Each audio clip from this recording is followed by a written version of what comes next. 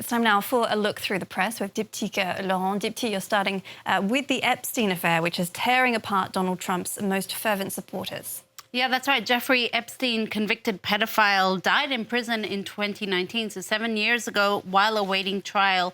His death has long been a source of conspiracy theories among MAGA supporters. Notably, they say that he did not commit suicide in prison, but he was murdered, and that previous governments, these so-called deep state actors, hid lists of his clients, among whom included some very, very powerful people. It's a theory that Donald Trump himself suggested.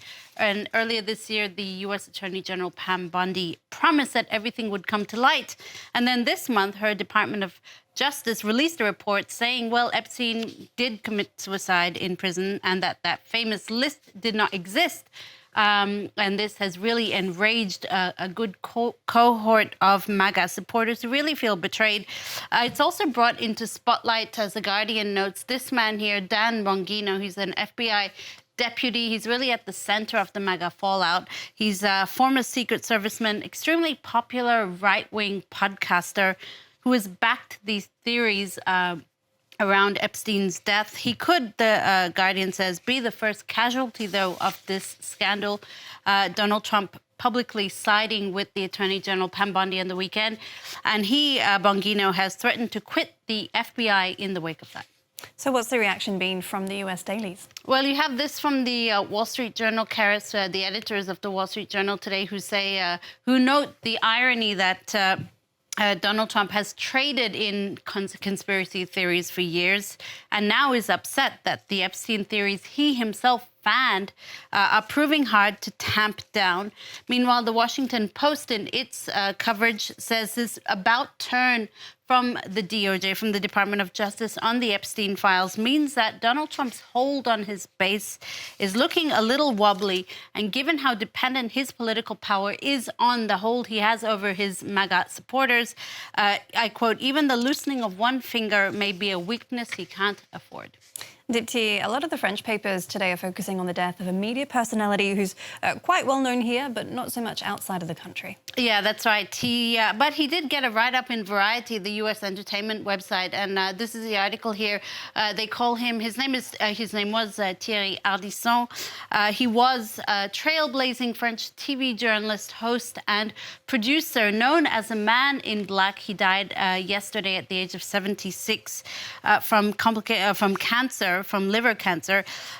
He's really described as a staple of the French TV landscape for nearly 4 decades, an iconoclastic journalist, host, and producer. He produced a lot of these shock jock type of talk shows.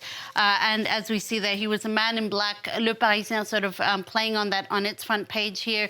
It says écran noir, or black screen, with a picture of Ardisson on their front page. Now, he did also break new ground in France with the first major Saturday night talk show that was really a roaring success in the 1990s. His archive videos still receive millions of views on YouTube. He was, for Le Figaro here, the man who really reshaped the television landscape here in France. And Libération on its front page says clash de fin, the final clash, if you like, because he was very controversial. And as I mentioned, he was very controversial. He had his detractors too. And in fact, the communist paper L'Humanité today, looking at some of the controversies that surrounded his career, notably, his first show in 1985 was taken off air, the paper says, because he laid bare his obsession with the far right and penchant for verbal and physical violence, as well as being provocative. All right, well, staying with the French press, and NBA star Victor Wembanyama has spoken to sports paper L'Équipe.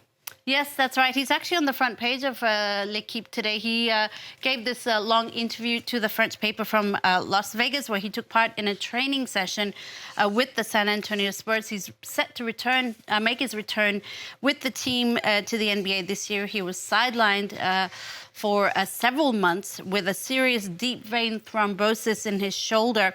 He talks about that injury and how he overcame it. He also talks about the traveling he's been doing in the past months. He spent some time in a Buddhist monastery.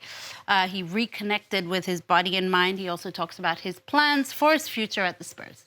All right, let's talk now about a show that's been extremely popular, Love Island, and the US version, which has just wrapped. Yeah, the Peacock show is the reality TV show that everyone is talking about, even all the serious media outlets like NPR here. The internet, it seems, is obsessed with Love Island USA. The last season, season 7, just wrapped up. It was filmed in Fiji. So Amaya Espinal and Brian Arenales set off into the sunset with $100,000 prize money. One big change, though, this year was how much sway the public had on social media. Apparently, the more they liked the couple, the more production were likely to put them together.